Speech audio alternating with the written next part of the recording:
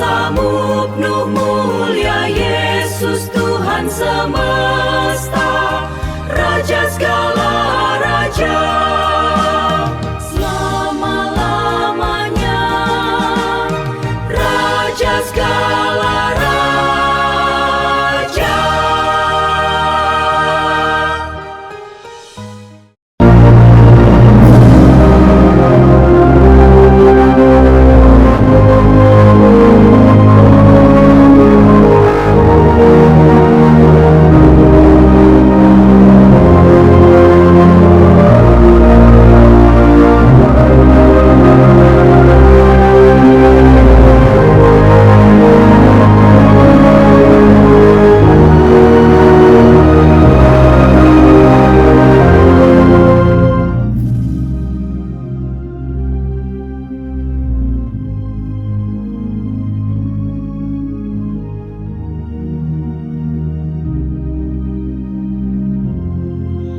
Bapa dalam kerajaan sorga, terima kasih pada hari ini kami dapat merenungkan firman Tuhan bertema dahsyatnya rahasia ilahi Yesus Kristus.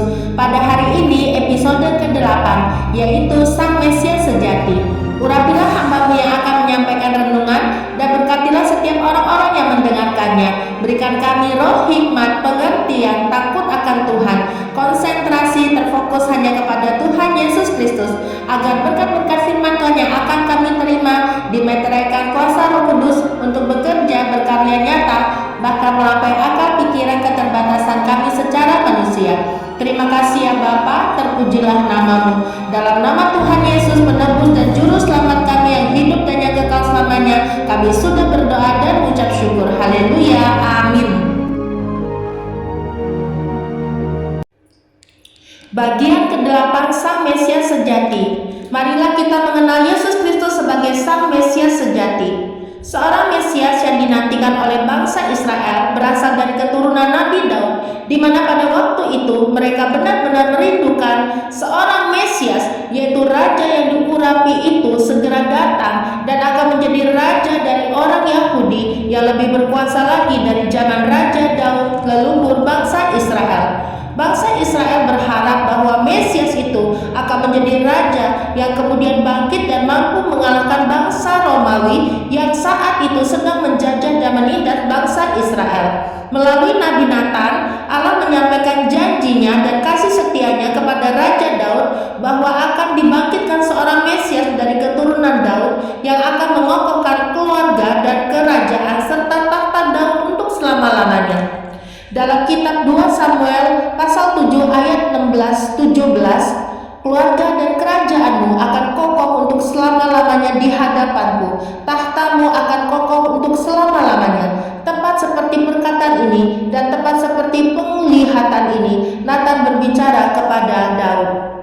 Sesungguhnya yang dimaksudkan firman Tuhan ini mengacu kepada Yesus Kristus yang adalah Sang Mesias Sejati, dan kerajaannya bukanlah berasal dari dunia ini, tetapi dari kerajaan sorga yang abadi, kokoh, kuat, dan tak tergoncangkan selama-lamanya. Yesus Kristus sebagai Mesias sejati justru tampil dengan sederhana sekali, bersahaja, tetapi sangat luar biasa kuasa dan mujizat ilahi Allah sungguh melekat erat dan menyertainya, baik dalam memberikan pengajaran, pelayanan, dan suka menolong dan menyembuhkan banyak orang sakit, dan mereka semua dipulihkannya dengan ajaib. Ia menjadi pribadi yang sangat disukai oleh banyak orang dan namanya menjadi terkenal di mana-mana zaman itu. Suatu ketika Yesus Kristus tiba di daerah Kaisarea Filipi dan ia bertanya kepada murid-muridnya, "Kata orang, siapakah aku ini?" Ada muridnya yang mengatakan bahwa ia adalah Yohanes Pembaptis, yang lain mengatakan Nabi Elia atau nabi yang lain. Namun Simon Petrus memberikan jawaban yang benar dan tepat bahwa Yesus Kristus adalah Mesias, anak Allah yang hidup. Dalam kitab Matius pasal 16 ayat 16, maka jawab Simon Petrus, "Engkau adalah Mesias, anak Allah yang hidup." Dalam kitab Matius pasal 16 ayat 20, lalu Yesus melarang murid-muridnya supaya jangan memberitahukan kepada siapapun bahwa ia Mesias. Yesus Kristus memberitahukan bahwa Mesias harus mengalami penderitaan, kematian, dan kebangkitan dari antara orang mati untuk menggenapi apa yang telah dinubuatkan oleh para nabi. Ketika Yesus Kristus telah bangkit dari kematian, suatu saat ia menampakkan diri tepat di tengah-tengah para muridnya yang berkumpul dalam sebuah ruangan, dan Yesus Kristus membuka pikiran mereka untuk mengerti kitab suci tentang Mesias. Dalam kitab Lukas pasal 24 ayat 46-47, katanya kepada mereka, ada tertulis demikian, Mesias harus menderita dan bangkit dari antara orang mati pada hari yang ketiga, dan lagi dalam namanya berita tentang pertobatan dan pengampunan dosa harus disampaikan kepada segala bangsa mulai dari Yerusalem. Rasul Paulus pun menegaskan Yesus Kristus adalah Mesias yang harus menderita, mati disalibkan, dan bangkit dari antara orang mati yang menyatakan kemenangannya yang abadi. Dalam Kisah Para Rasul pasal 17 ayat ketiga, ia menerangkannya kepada mereka dan menunjukkan bahwa Mesias harus menderita dan bangkit dari antara orang mati. Lalu ia berkata, inilah Mesias, yaitu Yesus yang kuberitakan kepadamu. Dalam kitab Yohanes pasal 20 ayat 30-31, memang masih banyak tanda lain yang dibuat Yesus di depan mata murid-muridnya yang tidak tercatat dalam kitab ini. Tetapi semua yang tercantum di sini telah dicatat supaya kamu percaya bahwa Yesuslah Mesias, Anak Allah, dan supaya kamu oleh imanmu memperoleh hidup dalam namanya. Marilah kita mengenal sosok Yesus Kristus sebagai Sang Mesias sejati, yaitu pertama, telah mengalahkan seluruh dunia. Yesus Kristus seluruh hidupnya adalah kudus, tidak bercacat celah. Karakter-karakternya sangat unggul, cerminan karakter ilahi Allah sejati dari kerajaan sorga. Hanyalah Yesus Kristus satu-satunya yang telah mengalahkan seluruh dunia ini dengan sempurna. Sebagai Mesias sejati, ia telah rela berkorban jiwa raga, mengalami penderitaan dan penganiayaan demi keselamatan umat manusia, dan ia telah menang sempurna. Yesus Kristus juga menyingkapkan rahasia masa depan penuh sukacita surgawi melimpah dalam namanya, agar murid-muridnya juga siap menghadapi penderitaan dan penganiayaan oleh karena kebenaran dalam dunia ini. Murid-murid Kristus sejati haruslah memiliki hati yang dikuasai kasih kekal dan menunjukkan kasih itu dalam perbuatan nyata kepada sesamanya, terutama saudara seiman. Dengan memiliki hidup beriman penuh kepada Yesus Kristus dan dipenuhi kasih kekalnya, inilah yang menyatakan kita adalah orang-orang yang lahir dari Allah. Dalam kitab Yohanes pasal 16 ayat 33, semuanya itu kukatakan kepadamu supaya kamu beroleh damai sejahtera dalam aku. Dalam dunia kamu menderita penganiayaan, tetapi kuatkanlah hatimu, aku telah mengalahkan dunia. Dalam kitab 1 Yohanes pasal 5 ayat 4 dan 5, sebab semua yang lahir dari Allah mengalahkan dunia, dan inilah kemenangannya mengalahkan dunia, iman kita. Siapakah yang mengalahkan dunia selain daripada dia yang percaya bahwa Yesus adalah Anak Allah? Kedua, telah memegang segala kunci maut dan kerajaan maut dan menaklukkannya. Tidak seorang pun yang dapat mengambil nyawa dari Yesus Kristus sebagai bagian Allah Tritunggal. Yang benar, Yesus Kristus memberikan nyawanya sendiri untuk keselamatan umat manusia, dan ia dapat mengambil nyawanya kembali. Pada saat ia turun ke dalam dunia orang mati, seluruh neraka sangat tergoncang hebat karena didatangi oleh Putra Tunggal Allah Maha Kudus adanya. Yesus Kristus telah memegang segala kunci maut dan kerajaan maut dalam genggaman tangannya, dan pada hari ketiga ia bangkit dari antara orang mati untuk menyatakan kemenangannya yang besar. Kemudian saat dia naik ke surga untuk menyediakan tempat bagi kita semua miliknya, sebab di mana Yesus Kristus berada, di situ pun kita berada. Maka kita sebagai umat tebusan milik Yesus Kristus, kita diluputkan dari penghakiman Allah. Itu artinya bahwa kita sudah berpindah dari dalam maut ke dalam hidup kekal. Dalam kitab Wahyu pasal 1 ayat 18, dan yang hidup, aku telah mati, namun lihatlah, aku hidup sampai selama-lamanya, dan aku memegang segala kunci maut dan kerajaan maut.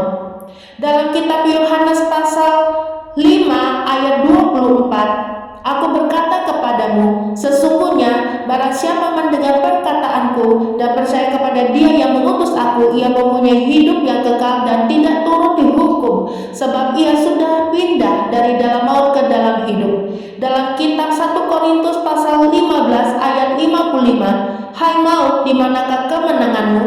Hai maut, di manakah sengatmu? Ketiga, sanggup melunasi segala jenis hutang dosa umat tebusannya dengan sempurna. Dahulu ketika kita hidup di dalam dosa, tanpa sadar kita sedang mengalami kematian secara rohani. Meskipun secara jasmani kita masih bisa menikmati dan menjalani kehidupan dalam dunia ini. Kematian rohani ini sangat berbahaya, yang sadar ataupun tidak sadar menjerat hidup kita dalam perbudakan kuasa dosa. Kini, setelah kita berjumpa secara pribadi dengan Yesus Kristus, menjadi percaya dan menerimanya sebagai Tuhan dan Juru Selamat, hidup kita diperbaharui dalam Yesus Kristus. Betapa besar belas kasihan dari Allah Bapa, betapa besar anugerah keselamatan dan pengampunan penuh dari Tuhan Yesus, dan karya Roh Kudus yang menuntun hidup kita dalam seluruh kebenarannya. Sungguh hanya Tuhan Yesus yang sanggup menghapuskan segala jenis hutang dosa kita, membimbing kita dalam pertobatan sejati yang memberi kemenangan sampai akhir dalam Yesus Kristus. Dalam kitab Kolose pasal 2 ayat 13-14, kamu juga meskipun dahulu mati oleh pelanggaranmu dan oleh karena tidak disunat secara lahiriah, telah dihidupkan Allah bersama-sama dengan Dia sesudah Ia mengampuni segala pelanggaran kita dengan menghapuskan surat hutang yang oleh ketentuan-ketentuan hukum mendakwa dan mengancam kita, dan itu ditiadakannya dengan memakukannya pada kayu salib.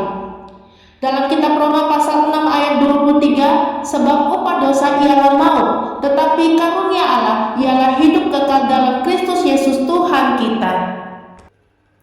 Keempat, telah mengalahkan segala kuasa iblis, setan, dan segala tipu dayanya. Nyanyian kemenangan besar berasal dari sorga mulia dan dinyanyikan oleh semua penghuni sorgawi, yaitu mereka yang telah menang dalam Yesus Kristus dan beroleh bagian sebagai orang-orang kudus Tuhan dalam kerajaan sorga.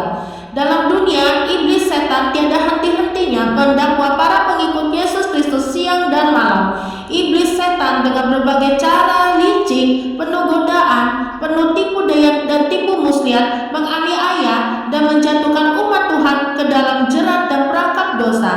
Namun oleh kuasa darah Yesus Kristus yang kudus, firman Tuhan yang kekal dan kuasa Roh Kudus, hidup umat Tuhan disucikan dan dibersihkan dari segala dosa dan dibaharui setiap harinya. Semua umat Tuhan dalam dunia yang sungguh mengasihi Tuhan dan hidup takut akan Tuhan, rela mengorbankan nyawanya menjadi saksi-saksi Yesus Kristus yang mulia. Nyanyian kemenangan dari semua penghuni kerajaan sorga yang menghormati Allah Bapa dan kekuasaan Yesus Kristus, Putra Tunggal Allah yang diurapinya dan yang telah mengalahkan segala kuasa iblis, setan, dan segala tipu dayanya selama-lamanya. Dalam kitab Wahyu pasal 12 ayat 10-11, dan aku mendengar suara yang nyaring di sorga berkata, sekarang telah tiba keselamatan dan kuasa dan pemerintahan Allah kita dan kekuasaan Dia yang diurapinya, karena telah dilemparkan ke bawah pendakwa saudara-saudara kita yang mendakwa mereka siang dan malam di hadapan Allah kita, dan mereka mengalahkan Dia oleh darah anak domba dan oleh perkataan kesaksian mereka, karena mereka tidak mengasihi nyawa mereka sampai ke dalam maut.